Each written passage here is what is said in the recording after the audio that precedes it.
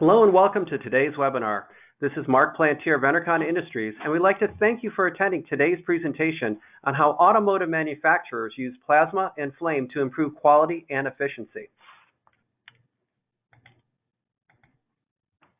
Please note this webinar is being recorded, and you'll be able to access both the recording and presentation slides once they are available online, usually within 24 hours. If you have any questions during the webinar, please use the GoToWebinar question tool. You can submit a question at any time during the presentation, and we'll reserve time at the end to answer as many questions as we can. For those of you joining us for the first time today, welcome. A little bit about Enercon. We are a global supplier of innovative surface treating technologies and are headquartered in Menomonee Falls, Wisconsin in the USA. We support our customers through our international operations and sales network with innovative flame, atmospheric plasma, and corona surface treating technologies to improve the adhesion of adhesives, inks, paints, and coatings. Today's presenter is Wilson Lee, Enercon's Business Development Director. Wilson has extensive experience in surface treating applications over a wide variety of industries. Wilson works with Enercon customers on developing flame and plasma technology solutions to solve their surface treating challenges. Wilson earned an electrical engineering degree and an MBA from Clemson University. In today's presentation, we will explore why surface treatment is needed, how plasma and flame improve adhesion, specific automotive applications and the types of technologies that are used, how to determine the effectiveness of treatment, and we'll look at some surface energy data on treatment of specific materials. We'll also share some videos of equipment. And at the end, we'll reserve time for your questions. With that, I'll turn it over to Wilson. All right, thank you, Mark.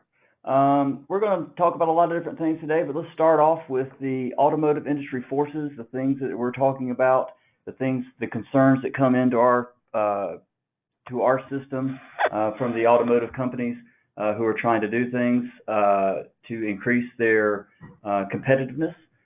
They're looking at obviously rising regulation and competitive issues. They're always concerned about safety, durability, and acoustic comforts. Their weight reduction is obviously a big momentum boost right now for people. They're trying to get fuel efficiency. They're trying to work on adding composites and other things to the automobiles to reduce that weight. And anytime you use different materials, bonding always becomes an issue. They're always looking at environmental sustainability, greener processes. We've got hybrid vehicles. We've got different types of battery vehicles that are out there these days, and they have to use plasma processes to bond those. And there's a renewed interest in bonding and fastening on all of these applications. Here are just a few of the automotive applications. There's probably 100 at this point, but these are some of the major ones that we deal with on a daily basis. We looked at injection molded parts. Again, with the hybrid vehicles and the battery power vehicles, the battery packs, there's multiple applications there where plasma and flame can be used. There's exterior components, door handles, composites, trims, lighting, and then of course there's a lot of aluminum housing manufacturing going on with automotives in places that are sealed together, and those are generally pre-treated with plasma before the seal is put on and before the housings are put together. So again, these are just a few of the applications, but they fall into some of these categories, and this is what we're dealing with on a daily basis, and these are the calls that we're getting on a daily basis from the automotive manufacturers. So real quick, let's talk about some adhesion basics so that we're all on the same page about what we're looking for when we're treating plasma. This is a common slide that we use that talks about the difference between cohesion and adhesion. That the cohesive forces are the forces holding the liquid, the coating, the adhesive, whatever we're using for a bonding application, that's the forces holding those molecules together. And then, of course, you also have the force of adhesion, which is the forces holding that liquid or the coating or the paint or the whatever to the surface. And you need that adhesive force to be greater than the cohesive force in order to get wettability. So the example I always use is if you Rain-X your windshield or if you wax your car, what you're really doing is putting a layer on that surface that is very hydrophobic and it's got a low surface energy, so the water droplets that are on the car beat up and they roll off very quickly.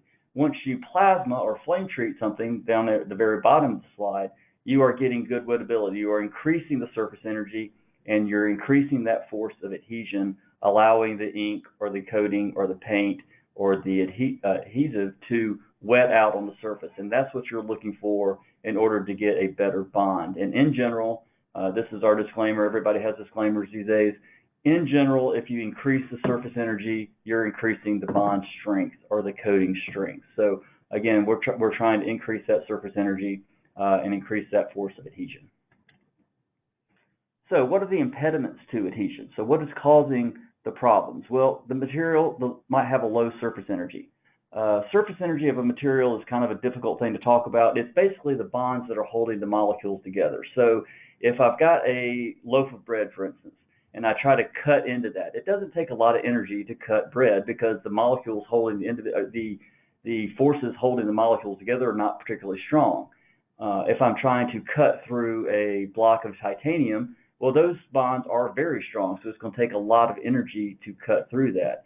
And the difference in those energies are the differences in the surface energy that you're seeing, because all you're looking at when you're looking at the outermost layer is broken bonds of whatever your material is. Other problems that you have are migrating formulations into components. A good example of this is flame retardants. A lot of plastics have flame retardants in it because obviously you don't want these things to burn. But that causes a problem with bonding when they come to the surface. When you're molding parts, release agents will be involved, and they can stay on the product after the mold has taken place. This is an issue. But there are other issues along with those three as well: temperature, light, different mechanical stresses, and design and fabrication issues. All of these things add to the issue of bonding two surfaces together, especially when they're two different surfaces, like you're trying to bond a composite piece to some other piece. So what does that give us? That gives us this animation for our surface. We have a low energy surface. Again, a plastic surface is a good example of a low energy surface. There may be surface contamination on there. The mold release would be an example of this. Maybe it's static, holding dust and other materials on the surface that are going to impede our bond. The migrating additives that we just mentioned, like the flame retardant there. All of these things give us limited bonding sites, and you've got a very hydrophobic surface, which is bad for bonding. So what does plasma actually do? Well, plasma is simply the fourth state of matter, solid, liquid, gas, and plasma is the ionized version of that gas. If you have a lightning strike over there at the left, you are ionizing the air around that lightning strike, and you're getting all sorts of free radicals, positive and negative electrons. There's UV light and electrons all bouncing around in the surface. And what we're doing is capturing that and adding it to your surface, because plasma, we found a long time ago, once you plasma treat a surface, you are increasing that surface energy by putting polar groups on the surface. But again, this is just what plasma is. It's very simply the fourth state of matter. It's the ionized version of the gas that's in our air. We're going to play a short video now that goes through what plasma cleaning effects and activation effects look like. Please note when you're listening to the videos during the presentation, the audio for the video can only be heard through your computer speakers. So if you are listening on a phone line, please turn your computer speaker's volume up while watching the video.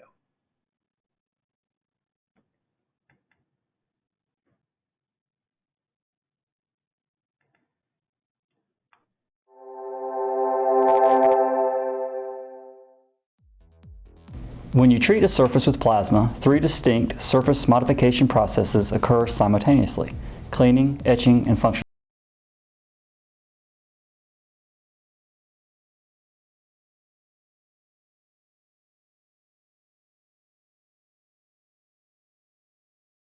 Etching and functionalizing. First, plasma will clean your surface. In this video, you will see plasma attacking contamination on the surface. Static charges are eliminated, so any dust or other materials held on with static are removed. Plasma also removes most organic and some inorganic contamination. As for organics, hydrogen and oxygen ions in the plasma combine with the hydrocarbons of organics to produce carbon dioxide and water vapor. Removing inorganics can be more difficult and usually requires more aggressive treatment or longer cycle times. Second, plasma will etch your surface. There are many ways to increase the surface area for improving bonding: laser ablation, sanding, sandblasting. In this clip, you will see that the plasma can etch your surface by changing the smooth manufactured surface into the surface you see on the right. This increases the usable bonding surface area and improves overall bond strength. Third, and most importantly, plasma functionalizes your surface.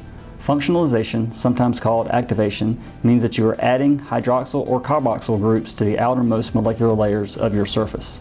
In this video, you see the ionized gas bombarding the surface. Oxygen groups, OH groups, and hydrogen groups attach to the surface, increasing the surface energy.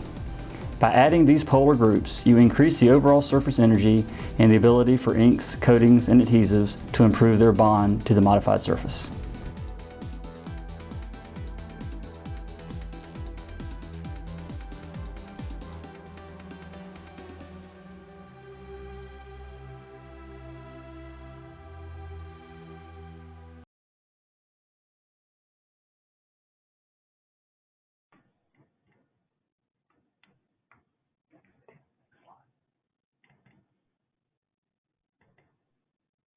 All right, to summarize what we just saw, again, in that animation, plasma is going to clean the surface. Again, it might remove statics and organics from the surface. There may also be inorganics that we have to deal with. That's a little bit more complicated.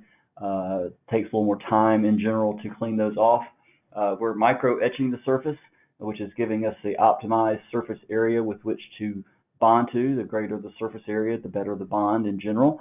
And then we're functionalizing or activating the surface, and that just means that we're putting polar groups on the surface that are increasing our ability to bond to that surface. So again, this is what plasma is doing to your surface. So now after this, you have a high energy surface. Even if it's a plastic surface or a metal surface, we are increasing that surface energy. We've cleaned off the contamination that has been causing us a problem. Any of the migrating additives are now being removed from the surface, again, adding to our surface energy. Now we have increased bonding sites and we have a very hydrophilic surface. So what can we do with that? Well, again, go back to my disclaimer, 9 times out of 10, 99 times out of 100, if you're improving your surface energy, you're improving your bond strength. There are the occasional times when that doesn't happen, but most of the time you're going to increase that bond strength. You're also going to reduce your waste. That might mean you're reducing bad parts or bad, bonds that you've done, and you realize that you've got a poor bonding area there. But hopefully, you're also reducing other costs. You can reduce adhesive costs. You can reduce coating costs. Things like that are all affected by how good your wettability is on the surface. So we're reducing waste in those areas, and both of those things are hopefully reducing your cost to do business. We are also eliminating hazardous processes. A lot of the solvents that people are using out there are very toxic, and they have to have specific disposal instructions and processes in place to get rid of those. So we're able to eliminate those. We're also eliminating the primers. Most adhesives that you're using, the adhesive companies will have a primer match with that adhesive. And many times that primer is no longer necessary because we are increasing the surface energy the same way or even better than the primers are doing. All of these things are also increasing production speeds. Plasma is a very fast treatment. The process times are very slow, so we're very rarely the bottleneck in the production. So this is all the things that plasma can do to your surface.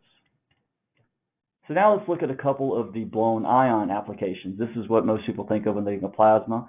That's our blown ion 125 single head torch on the left. So let's look at a couple of things. Injection molded parts. You saw that same picture on the slide a little bit earlier. There's all sorts of injected molded parts that are used in today's automotive manufacturing. You can use a blown ion to treat down in that crevice right there before an adhesive is added. We've got blown art listed there, which is another form of our plasma, which also can be used. It's treating a little wider area with a little slower treatment speed. But we have multiple ways to treat your molded parts before we add the adhesive. This is the headlamp assembly, which is one of the original plasma applications in automotive.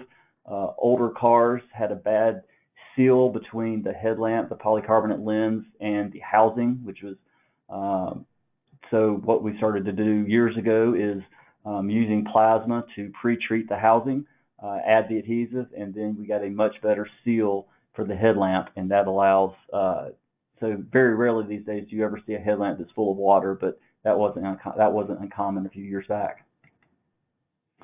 Spoiler assemblies. This could be a variety of different materials and a variety of different epoxies bonding to that.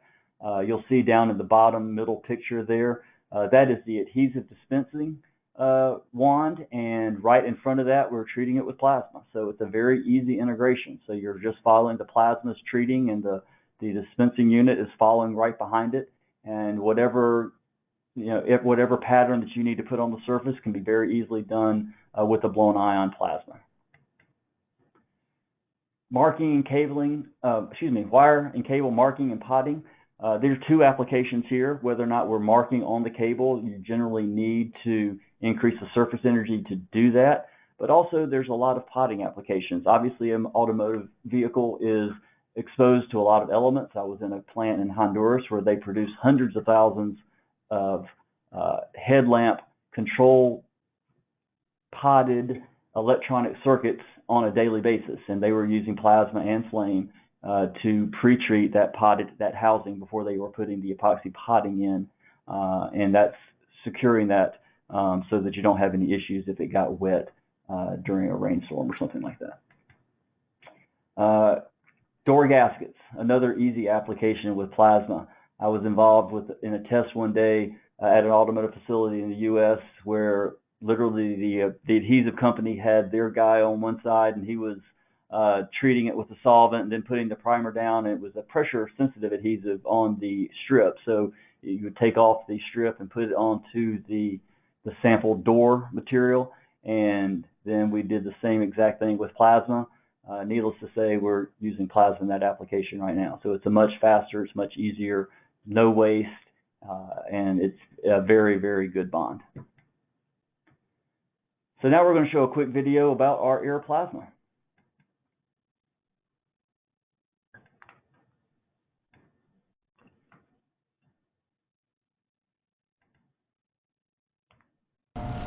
Today we are introducing you to Enercon's blown ion plasma surface treater mounted on optional cart. The primary components of this unit is the power supply, integrated HMI, and discharge heads. One or two are available. Discharge heads are available in 6, 12, or 18-foot lengths. The system requires input power, but we have designed the system to work on a wide range for your needs, and it also requires 70 to 90 psi of clean, dry, oil-free air. For optimal treating results, when setting up your blown ion discharge head, set it 3/8 to 5/8 of an inch from the surface to be treated. How blown ion air plasma works. Blown ion air plasma systems push pressurized air past a single electrode, which discharges inside the treater head. The electrode creates positively charged ions in the surrounding air particles. The air pressure forces the air particles to accelerate out the tip of the head as a high velocity stream of charged ions directed towards the substrate surface. Through direct contact, these particles positively charge the object's surface, increasing its surface energy and making it more receptive to inks and coatings. The blown ion 125 treats up to a 1/2 inch and is effective on most conductive and non-conductive materials. Typical speed ranges from 50 to 150 feet per minute. Enercon uses a variety of methods to determine the effectiveness of surface treatment in our labs, including measurements for dyne level, contact angle, and surface polarity.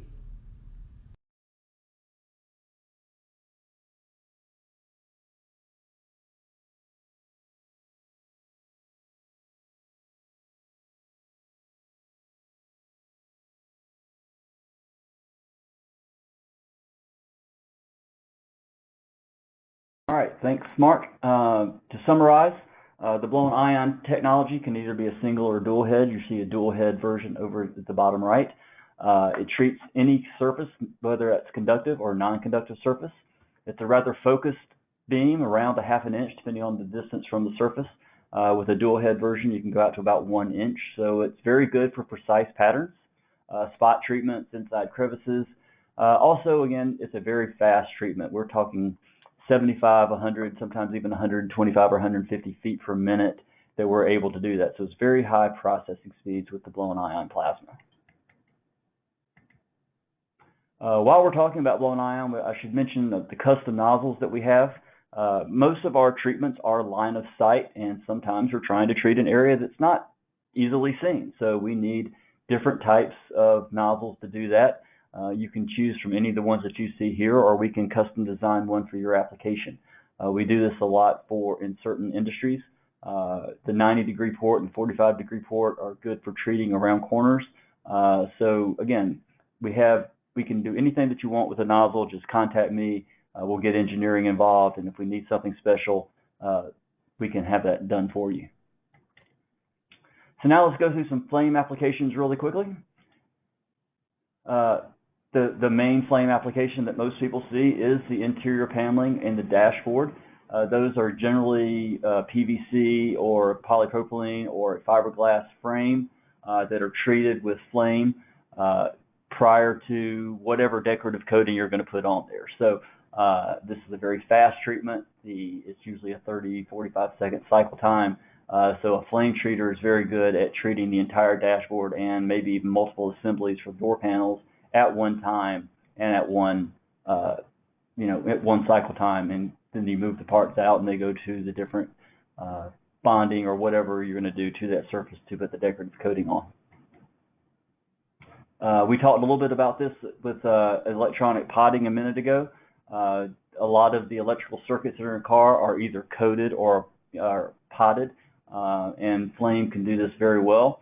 If you've got a larger surface, again, it's good for multidimensional surfaces, so you see a lot of different raised points on any surface, any circuit board that you see, and if it's a larger application, flame is great for coating that surface, treating the surface prior to a coating or prior to potting it. This is thermal degreasing. You'll see up top we say that this is done with both blown ion and flame, and that is true. But degreasing the surface is a great way to get rid of some contaminants on that surface, increase the surface energy at the same time, and then increase the bond strength. So you see the housing down at the bottom, that will have, many times it'll have some sort of degreasing material on it. You can treat it with plasma, and then you add, it's very similar to the spoiler assembly. You might just be preceding the bonding agent with plasma around the outside of that housing before you seal it. So right now we're going to show a video on our flame system similar to what we did for the blown ion.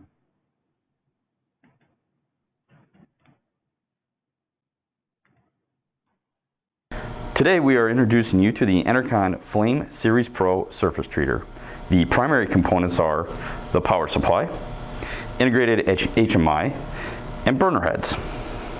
These systems require either 108 to 132 volts or 216 to 264 volts for input power, 75 to 115 psi of clean, dry, oil-free air, and 0.75 to 1.5 psi of natural or propane gas. These units come in 3 sizes: DF100, DF200, and DF400.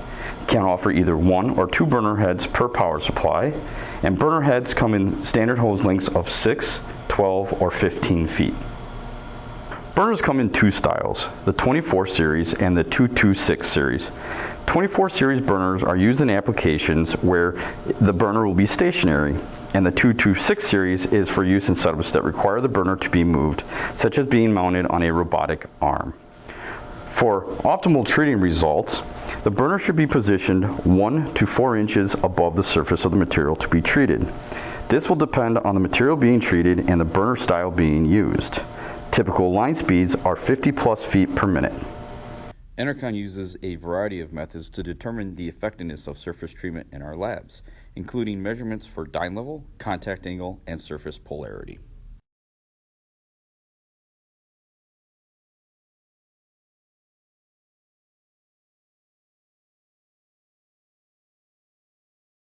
right, thank you, Mark. So to summarize what we just saw with our flame surface treater, that was our Pro Series flame system.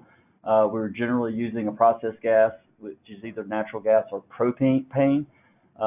This is a very high-speed treatment. Again, it said on the video 50 feet per minute, but we have much higher application speeds than that as well. It's great for wider widths, more economical way to do wider widths. It is a long-lasting uniform treatment, and it is perfect for multidimensional surfaces like the dashboard or an electronic circuit that's got a lot of different areas. One thing that I didn't mention during the blown ion portion is that when you're using plasma, distance and speed are critical in order to get a repeatable surface. Flame gives us a little more flexibility in that distance from the surface to get a good treatment, because you have a much wider area with which you can get a very similar surface energy effect. So this is some applications. This is a battery. Today we're starting to see a lot of lithium batteries with the hybrid vehicles and the battery-powered vehicles.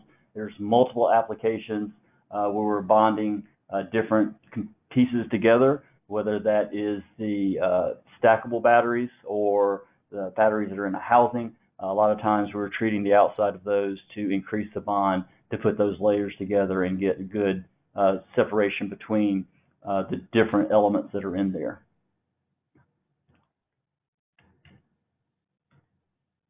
So let's talk a little bit about how we define the surface effectiveness. Now, ultimately, a bond test is the way to go to break it and to make sure that we're doing it. But we get the question all the time, how do we know that we've got a good bond without breaking it? Well, the way you know is a very repeatable process. Understanding how the material comes into your system, into our plasma system, or into our flame system, we can predict how it's going to go out of that system. But as a control factor, once we've determined what that is, we use dyne and contact angle to try to indicate that as a process improvement and as a process check to make sure that we've got a good surface to do our bonding or coating. So let's look at that for a second. We have dyne and we have contact angle as our main two. The top right there, you'll see an incorrect dyne level. So let's say I'm using a dyne ink or a dyne pen and I pull 45 out. I draw the line across the surface and the line immediately starts to condense in on itself. Basically, that means that you didn't pass that dyne level. So if that number was 45, you have a surface that is not 45 dynes. So the higher the dyne level, the higher the surface energy.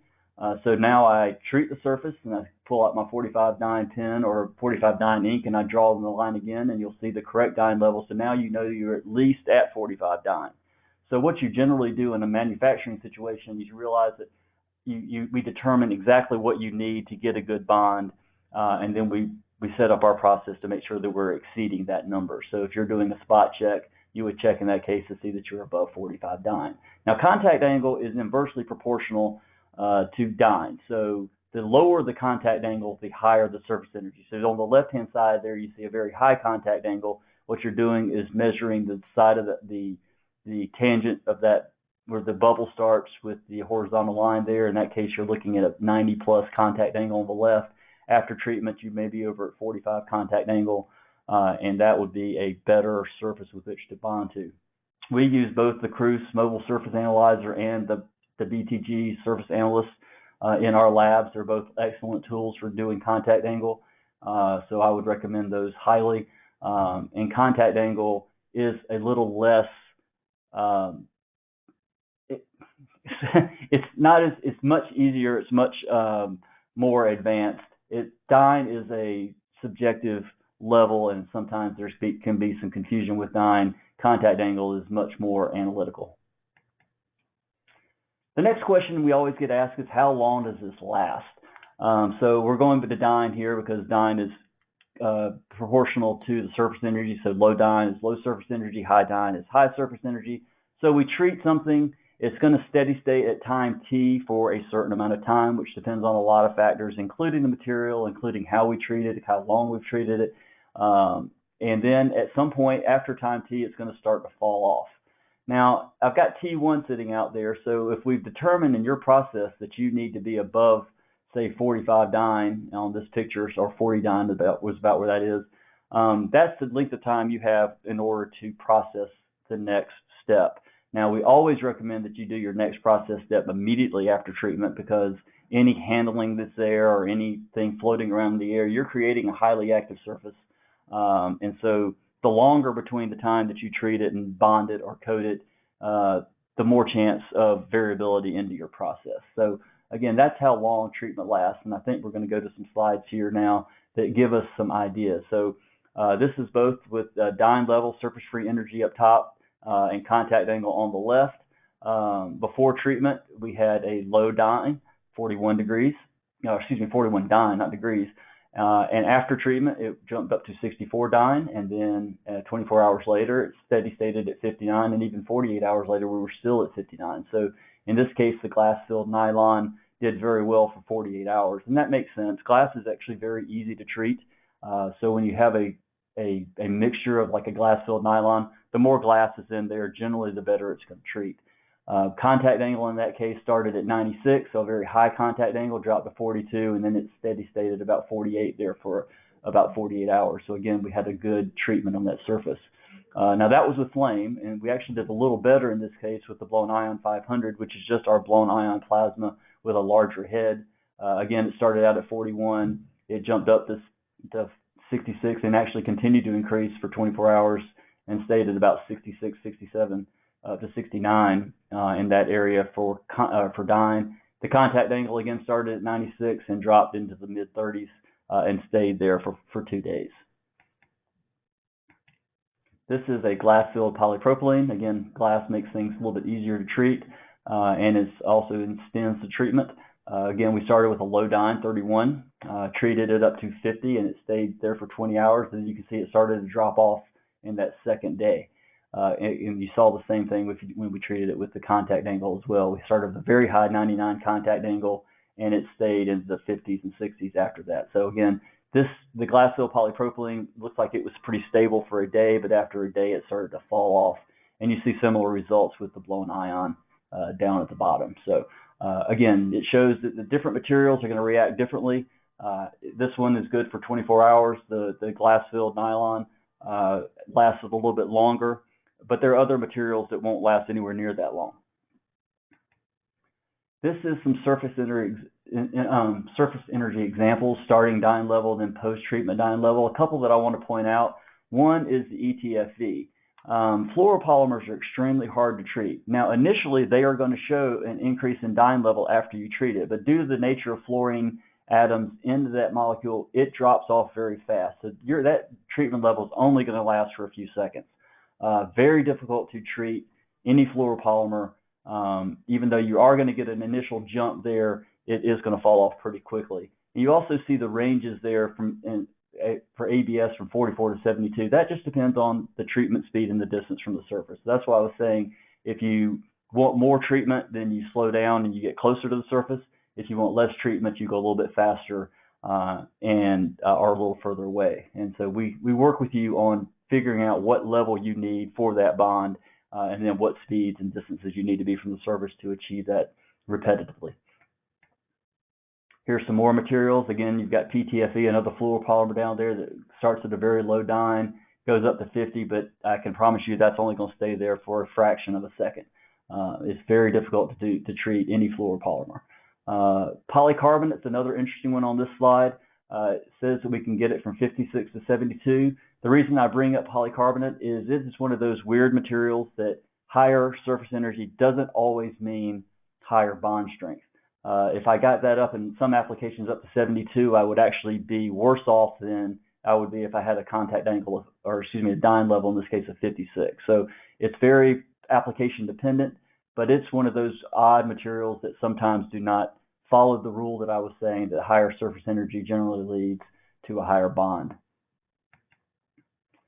Here is a polyethylene test that we did with a UV cured, and then we broke it 24 hours later, and we have our control in both the blown ion and the flame, and you can see that the bond strength was 3.5 times greater than our control. In this case, you can tell that the flame was slightly better than the blown ion, but both did a much better job with the bond strength compared to the control. And now we're going to talk a little bit about the 500. We alluded to this a minute ago in some of our testing. This is our newer 2-inch head. It's a multi-port design, so it's got 6 500-watt heads. So it's a 3 kilowatt head. There are other plasmas out there that will treat out to 2 inches wide or 50 millimeters wide, but they generally involve rotating 1 or 2 heads around. And so you have to be cognizant of that. Those work very well in certain applications, but if you're going at higher speeds, you're basically just drawing circles on the surface, and you have some very inconsistent areas. Again, that might be very good for low temperature materials and things like that, but if you're needing high temperature, high ion density, high speed treatment, the blown ion 500 may be the way to go. Here is some examples of with the blue you see the rotary system, and with the blown ion in pardon me, I'm colorblind, it looks red to me, so if it's not red you can just laugh at me and that's okay. But with polypropylene you can see that it starts out with the 50 feet per minute. We're able to get up to about 56 or 46, 47 with the rotary system, but we're able to get up almost to 60 with the blown ion 500. Another thing to notice on that is look at 150 feet per minute.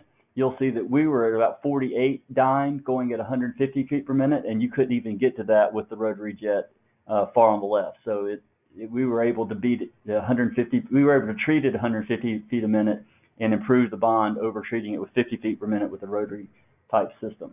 Same type with the low density polyethylene. You can see at each stage we get a higher dyne level no matter what we're doing. And again, at 150 feet with the blown ion 500, we were able to get it to 50 dyne. Well, the only way you can get it to 50 dyne with the rotary system is to only treat it at 50 feet per minute. So it's a much faster process. Here's a couple more. Again, ABS. ABS is very easy to treat, especially with a blown ion plasma. We were able to get above 60 dyne at all of those speeds, but you can see the rotary systems start a little bit lower and then they fall down pretty quickly. Same thing with aluminum at 50 feet per minute. Both work extremely well, but the faster you go, you can see that the blown ion 500 is going to give you a better treatment. This is a contact version of the same thing. So again, we're looking at treating aluminum in this case. It started at a higher contact angle and it dropped down. But what this is really showing you is that the blown ion 500 is better as far as the standard deviation of the range. So we're able to not only improve the contact angle and increase the surface energy, but our variance is low. Whereas with the rotary system on the left there at 100 feet per minute, your variance was plus or minus 17 degrees on contact angle. We were plus or minus 6 degrees. At 150 feet there on the right, the variance with the rotary system was plus or minus 19 degrees. Our variance was plus or minus 7 degrees.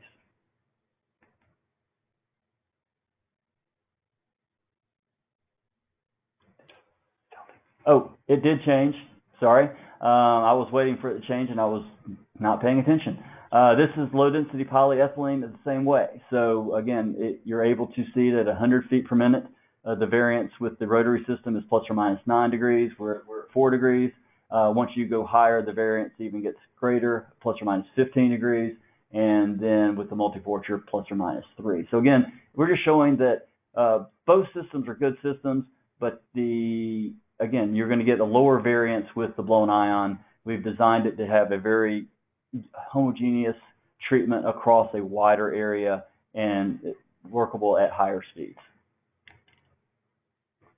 So now let's talk about a few more applications and field installation considerations. This is our lab.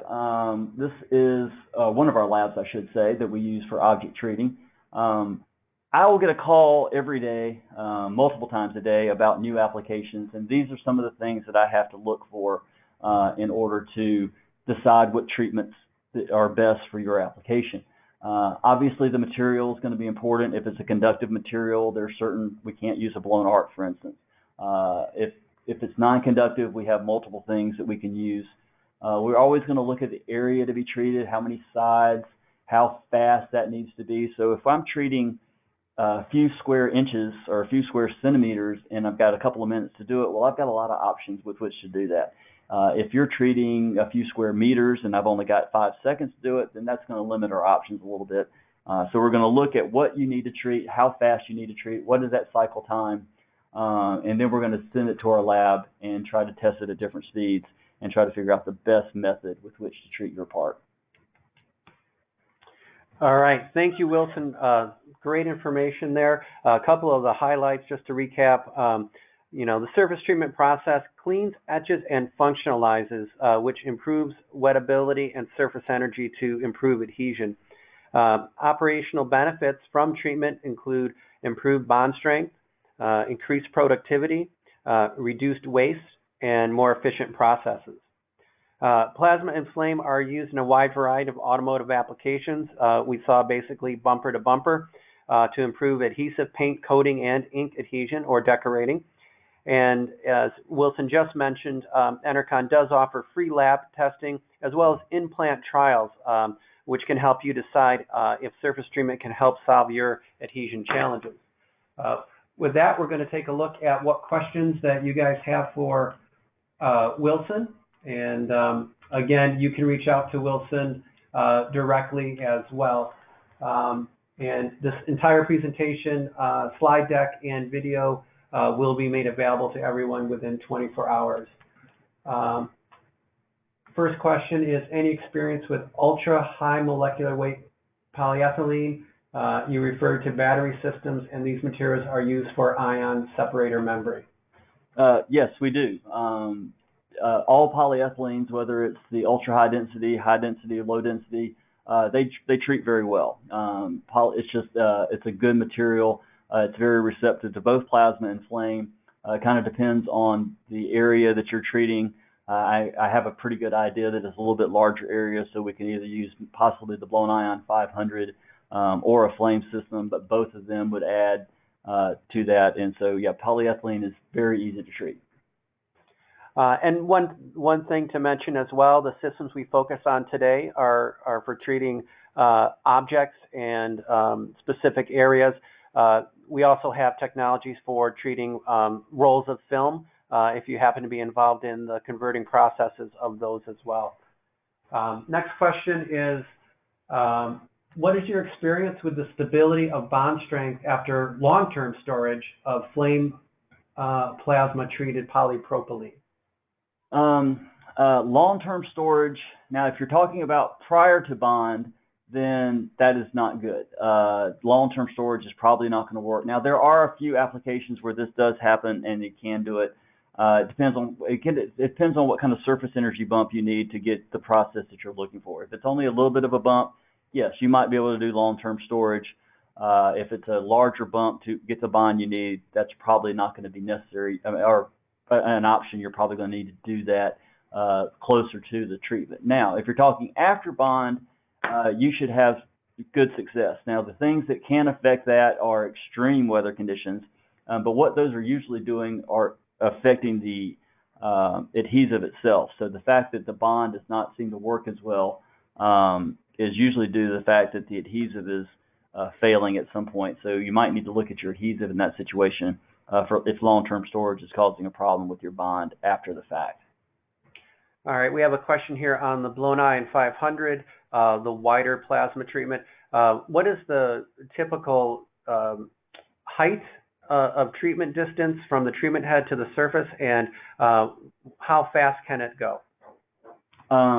We generally in the lab are treating pretty close with the 500, and that's it so that we don't have any laning issues with the multiport. So we're treating at about 1/4 of an inch. But again, it goes back to, and every individual process is a little bit different.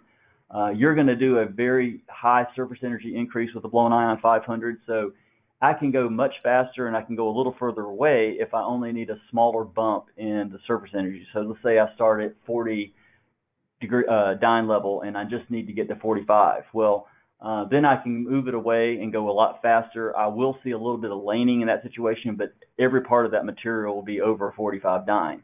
Now, if I'm at 40 dyne and I need to get to 60 dyne, then I'm going to want to be closer to that surface, say 1/4 inch as we do in the lab, and then probably keep it under 150 feet per minute. All right. We had a question if we offered support capability over in Asia, and yes, we do. We'd be happy to work with you on any project that you might have really anywhere in the world.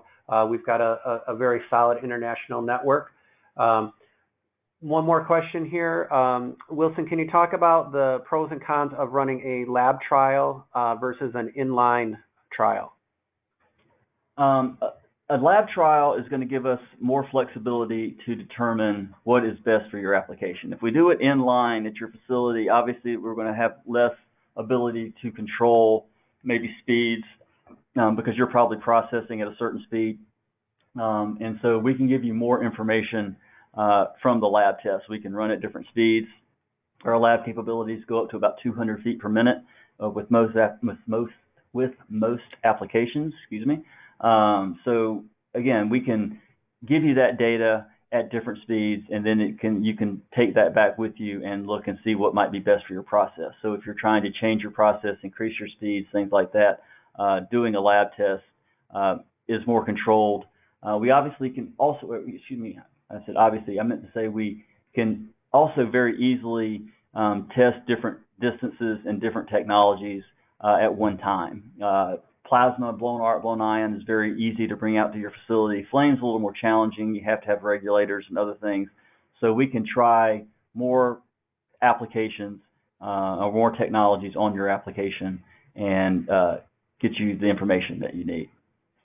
All right. Thank you, Wilson. And thanks to our audience today. Great questions, and we appreciate your interest in today's topic.